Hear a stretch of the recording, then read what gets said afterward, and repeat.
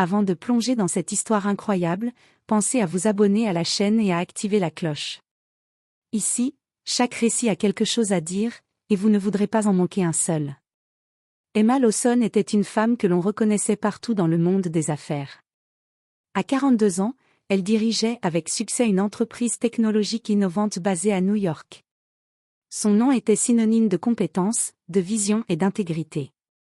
Malgré son emploi du temps surchargé, elle prenait toujours le temps de gérer personnellement certaines transactions importantes dans sa banque, avec laquelle elle entretenait une relation de confiance depuis des années.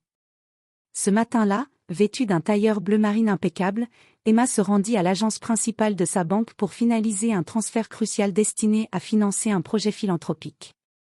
Elle s'attendait à un service rapide, une simple formalité administrative.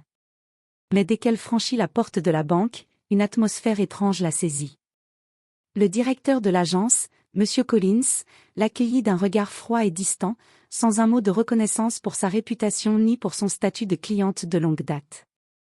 Lorsqu'Emma présenta ses documents et expliqua la raison de sa visite, le directeur secoua la tête et lui annonça sèchement que la transaction ne pouvait pas être effectuée ce jour-là.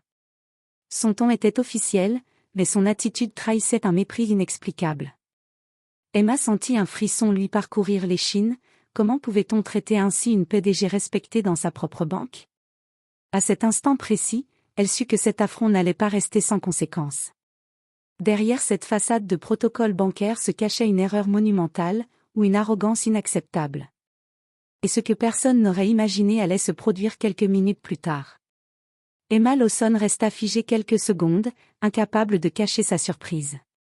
« Vous ne pouvez pas traiter ma transaction ?» demanda-t-elle, sa voix calme mais ferme.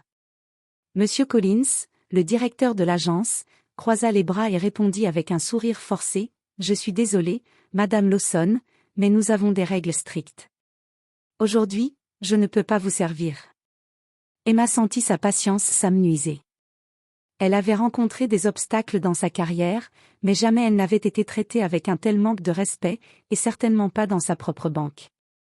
Elle tenta de raisonner le directeur, « Je suis cliente depuis plus de 10 ans. Vous avez toutes mes informations. Il s'agit d'une opération urgente et parfaitement légale. » Mais M. Collins secoua la tête avec un air d'autorité mal placée, « Rien à faire. Je ne peux pas vous aider. » Ce simple refus déclencha quelque chose en Emma. Elle appela son assistant et demanda à parler immédiatement au siège de la banque. Quelques minutes plus tard, le siège central entra en contact avec l'agence. Après avoir entendu l'histoire, la réaction fut instantanée. Le directeur, incapable de justifier son comportement, fut immédiatement convoqué. Face à la gravité de son erreur et à l'humiliation infligée à une cliente de ce calibre, le siège ne laissa aucun doute, M. Collins fut licencié sur le champ. L'agence entière retint son souffle. Jamais un directeur n'avait été révoqué aussi rapidement pour avoir refusé de servir une cliente, même célèbre. Emma, elle, resta silencieuse mais satisfaite, consciente que le respect et le professionnalisme ne pouvaient pas être bafoués, même dans le monde rigide de la finance. L'histoire du refus d'Emma Lawson ne tarda pas à se répandre dans les couloirs feutrés de la banque. Le siège avait immédiatement diffusé un mémo interne signalant le licenciement de M. Collins, et l'agence entière était sous le choc. Les employés murmuraient entre eux, certains encore incrédules qu'une PDG puisse se faire refuser un service dans sa propre banque. Mais ce qui surprit le plus, ce fut l'effet domino que cet incident provoqua dans le monde financier. Des collègues d'Emma et d'autres dirigeants d'entreprises prestigieuses contactèrent la banque pour exprimer leur soutien. Plusieurs clients importants, informés de l'incident, commencèrent à questionner la compétence et le jugement de l'agence. Emma, quant à elle, avait déjà repris ses activités sans colère visible. Mais elle savait qu'un simple refus n'était pas juste une affaire de protocole, c'était un signal de l'importance de respecter chaque client, peu importe sa stature. Quelques jours plus tard, le siège de la banque lança une enquête interne approfondie. Chaque détail du comportement de M. Collins fut analysé, ses emails, ses conversations avec les clients et même son attitude au quotidien. Il devint rapidement évident qu'il avait non seulement manqué de respect à Emma, mais qu'il avait créé un climat toxique qui aurait pu nuire à l'image de la banque sur le long terme. Le scandale atteignit même les réseaux sociaux. Une publication anonyme détaillant l'incident fut rapidement partagée, et les commentaires affluaient, beaucoup exprimaient leur indignation, saluant la réaction rapide de la banque et le professionnalisme d'Emma. Certains comparaient même cette situation à une leçon de leadership, le respect devait primer, quoi qu'il arrive. Emma, toujours calme et posée, observait les retombées avec un mélange de satisfaction et de lucidité. Elle savait qu'au-delà du licenciement immédiat, cet épisode enverrait un message clair à tous, aucune arrogance ne devait jamais se placer entre un client et son droit au service. Alors que l'histoire de l'incident continuait de circuler dans le monde financier, Emma Lawson décida de ne pas se contenter de rester dans la position de victime. Pour elle, chaque situation, même négative, était une occasion de montrer son leadership et son influence. Elle organisa une série de rencontres avec les dirigeants de la banque et des clients clés pour discuter de ce qui s'était passé et proposer des solutions concrètes. Son objectif était double, protéger sa propre réputation et aider la banque à tirer des leçons de cette erreur monumentale. Lors d'une conférence improvisée avec le personnel de l'agence et certains cadres du siège, Emma prit la parole. Ce qui vient de se passer n'est pas seulement un affront personnel, c'est une leçon pour nous tous. Le respect, l'écoute et la compétence sont les piliers de toute institution digne de ce nom. Il ne s'agit pas seulement de servir des clients, mais de comprendre leur importance et de traiter chaque interaction avec sérieux. Ces mots eurent un impact immédiat. Les employés présents, qui avaient d'abord craint la réaction d'Emma, furent impressionnés par sa capacité à rester calme et constructive. Elle n'avait pas cherché vengeance, elle avait cherché le changement. Rapidement, plusieurs médias financiers relayèrent l'histoire, mettant en avant non seulement l'erreur du directeur mais aussi l'élégance et la puissance de réaction d'Emma.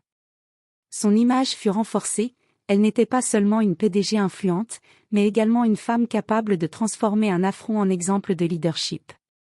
Au sein de sa propre entreprise, ses équipes observaient avec admiration sa capacité à gérer une crise externe avec autant de maîtrise. Certains partenaires stratégiques virent dans cette situation une preuve supplémentaire de son sérieux et de sa vision, ce qui conduisit à des opportunités d'affaires inattendues. En quelques semaines, ce qui avait commencé comme un refus humiliant dans sa propre banque devint un symbole de respect et de leadership, consolidant encore davantage la réputation d'Emma Lawson comme l'une des dirigeantes les plus respectées et admirées du pays. Quelques semaines après l'incident, la banque avait complètement revu ses procédures internes. Le licenciement immédiat de M. Collins avait servi de signal fort. Aucun client, quel que soit son statut, ne devait être traité avec arrogance ou négligence. Les employés reçurent des formations supplémentaires sur le service client et l'importance du respect et de la transparence. Quant à M. Collins, son comportement et son erreur publique ruinèrent sa carrière dans le secteur bancaire. Les recruteurs étaient réticents à le considérer, et son nom devint un avertissement dans la profession.